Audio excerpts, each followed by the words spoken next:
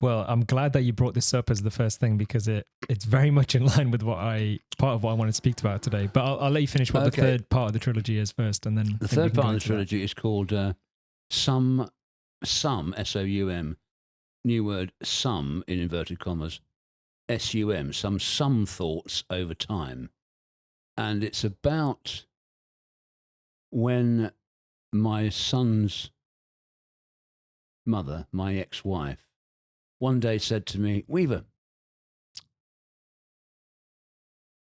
do you know what? It's the first thing in the morning. I wasn't expecting anything like that." She said to me, "Weaver, do you know what?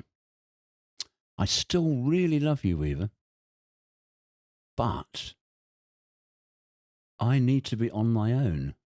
I need us not to be living together. I need to leave and live on my own. I'm an artist, as you know. Of course, I knew she's a great artist. She still is."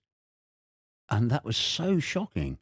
After 10 years of deep love, we were deeply close to each other. And weirdly, I suddenly thought, God, I remember when we first met, we did our degrees at the same university at Dartington. And she was doing her final year dissertation on solitude, of all things. Ooh. And I remember getting really excited intellectually about solitude, thinking, oh, I've read this and that and this and that and this and that and this and that about Susan Sontag writes really well about solitude.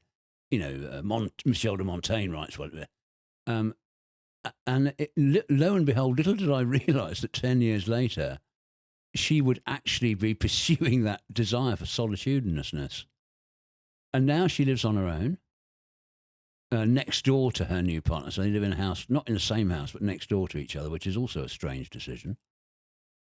And I thought, so I wrote a diary for about 6 months, daily plotting what it was like as she left the house, as well as peppering that with observations about exhibitions and things that we went to see, about the kind of tragedy of losing this woman in my life that I was deeply in love with.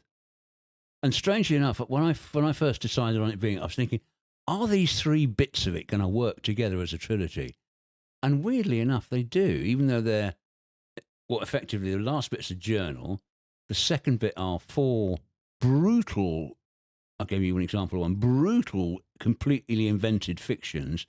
And then the first one is 20 of my fraction stories, which ends in my first children's story about a creature called Tiny, the Tiny.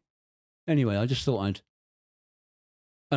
having structured that, I then thought, do you know what? It's my 3rd book now, and I know that if I want to get a mainstream publisher and actually start shifting some units and making some money out of writing, because you don't make very much money out of writing, you need to write a novel.